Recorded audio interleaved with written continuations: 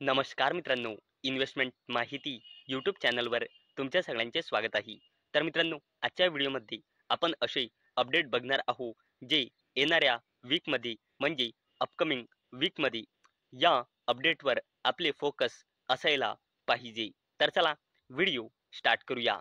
तर मित्रांनो, सर्वात पहिला अपडेट आहे युनायटेड स्टेट म्हणजे अमेरिकेचा GDP म्हणजे ग्रॉस डोमेस्टिक प्रोडक्ट म्हणजे GDPचा डेटा जो येणार आहे 26 नोव्हेंबर 2025ला. आणि मित्रांनो, जर आपण प्रिव्हियस अमेरिकेचा GDPचा डेटा बघितला तर तो लगातार अपेक्षापेक्षा चांगला येत आहे. इथे आपण बघू शकतो 30 जुलैचा जो डेटा आला होता त्याचा अनुमान होता 2.5% येईल, परंतु तो अपेक्षापेक्षा चांगला येऊन 3% आला होता. तसेच 28 ऑगस्टला GDPचा डेटा जो आला होता त्याची अपेक्षा होती तो येऊ शकतो 3%, परंतु अपेक्षापेक्षाही चांगला येऊन तो आला होता 3.3%. तसेच 25 सप्टेंबरला GDPचा डेटा आला होता अमेरिकेचा आणि अपेक्षा होता की हा डेटा येईल 3.3%, परंतु तो ॲक्च्युअलमध्ये आला होता 3.8%.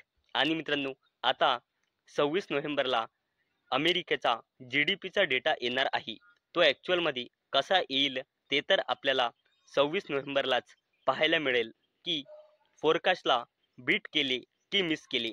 म्हणून मित्रांनो, 26 नोव्हेंबर ही डेट खूप इम्पॉर्टंट राहणार आहे.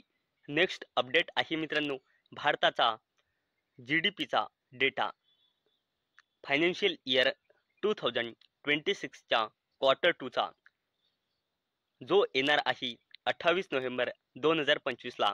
आणि मित्रांनो, जर आपण प्रिव्हियस डेटा बघितला इंडियाच्या GDPचा तर तो खूप जबरदस्त येत आहे. फायनान्शियल इयर 2025च्या Q2चा GDPचा डेटा आला होता 30 मे 2025ला आणि अपेक्षा होता की हा डेटा येईल 6.7%, परंतु हा अपेक्षापेक्षाही जबरदस्त आला होता 7.4%. तसेच फायनान्शियल इयर 2026च्या Q1चा डेटा आला होता 29 ऑगस्ट 2025ला आणि अपेक्षा होता की हा डेटा येईल 6.6%, परंतु ॲक्च्युअलमध्ये आला होता 7.8%. आणि मित्रांनो, आता इंडियाचा फायनान्शियल इयर 2026च्या Q2चा GDPचा डेटा कसा येईल हे तर आपल्याला 28 नोव्हेंबर 2025लाच पाहायला मिळणार आहे. नेक्स्ट अपडेट आहे मित्रांनो, युनायटेड स्टेटचा अनएम्प्लॉयमेंट रेटचा डेटा. आणि मित्रांनो, अमेरिकेचा अनएम्प्लॉयमेंट रेट सप्टेंबर 2025चा आला होता मागल्या वीकमध्ये 20 नोव्हेंबर 2025ला 4.4% आणि अनुमान होता की येऊ शकतो 4.3%, म्हणजे अनुमानपेक्षा जास्त आला होता. आणि अनएम्प्लॉयमेंट डेटा अनुमानपेक्षा जास्त येणे हा नेगेटिव्ह मानला जातो, परंतु शेअर मार्केटच्या पॉईंट ऑफ व्ह्यूने एक पॉझिटिव्ह पॉईंट मानला जातो, कारण जेव्हा अनएम्प्लॉयमेंट रेट वाढतो तेव्हा रेट कट होण्याची पॉसिबिलिटी इन्क्रीज होते. आणि मित्रांनो, इथे सप्टेंबर 2025 या महिन्याचा डेटा आला आहे 20 नोव्हेंबर 2025ला. आणि मित्रांनो, आतापर्यंत अमेरिकेचा ऑक्टोबर 2025 या महिन्याचा अनएम्प्लॉयमेंटचा डेटा आलेला नाही.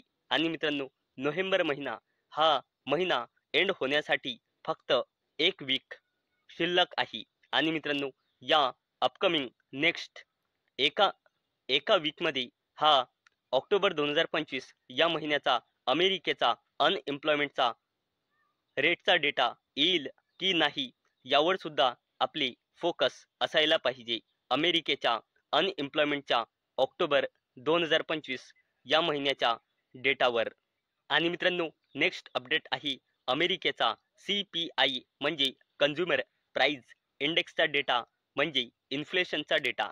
आणि मित्रांनो, अमेरिकेचा सप्टेंबर 2025 या महिन्याचा डेटा 24 ऑक्टोबर 2025ला आला होता. अमेरिकेचा इन्फ्लेशनचा डेटा आणि अपेक्षा होत्या की तो येईल 3.1% आणि तो अपेक्षापेक्षा चांगला आला होता, म्हणजे कमी आला होता 3%. आणि मित्रांनो, आतापर्यंत अमेरिकेचा ऑक्टोबर 2025 या महिन्याचा इन्फ्लेशनचा डेटा आलेला नाही. आणि मित्रांनो, नोव्हेंबर महिना एंड होण्यास फक्त एक वीक राहिलेला आहे आणि या शेवटच्या वीकमध्ये ऑक्टोबर 2025 या महिन्याचा इन्फ्लेशनचा डेटा येईल की नाही हे बघणे सुद्धा आपले फोकस असायला पाहिजे, कारण ऑक्टोबर 2025चा इन्फ्लेशनचा डेटा अमेरिकेचा आतापर्यंत आलेला नाही.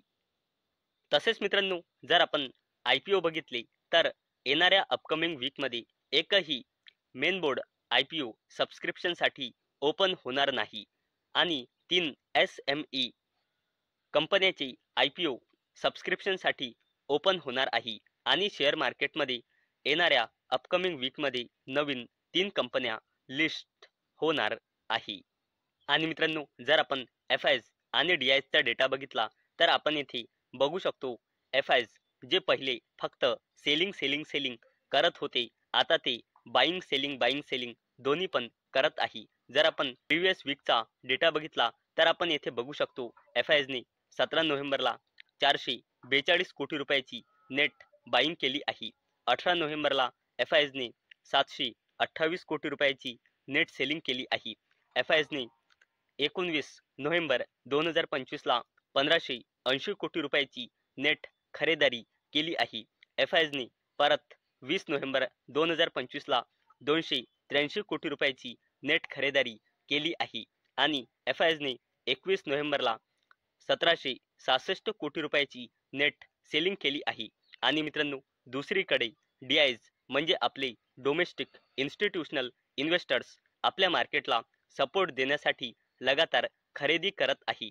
मागल्या वीकमध्ये 17 नोव्हेंबरला DIsने 1465 कोटी रुपयाची खरेदी केली आहे. 18 नोव्हेंबरला 6156 कोटी रुपयाची खरेदी केली आहे. DIsने 19 नोव्हेंबरला 1360 कोटी रुपयाची नेट खरेदी केली आहे. 20 नोव्हेंबरला 824 कोटी रुपयाची नेट खरेदी केली आहे आणि 21 नोव्हेंबरला 3000 कोटी रुपयांपेक्षाही जास्तीची DIsने खरेदी केली आहे. तर मित्रांनो, आजच्या व्हिडिओमध्ये आपण असे अपडेट बघितले जे येणाऱ्या वीकमध्ये आपल्या फोकसमध्ये असायला पाहिजे. तर मित्रांनो, मला अपेक्षा आहे आजचा आपला व्हिडिओ तुम्हाला इन्फॉर्मेटिव्ह वाटला असेल. आणि मित्रांनो, आजचा आपला व्हिडिओ मी फक्त आणि फक्त एज्युकेशन पर्पजसाठी बनवलेला आहे. तर चला भेटूया नेक्स्ट व्हिडिओमध्ये. तोपर्यंत टाटा, बाय बाय.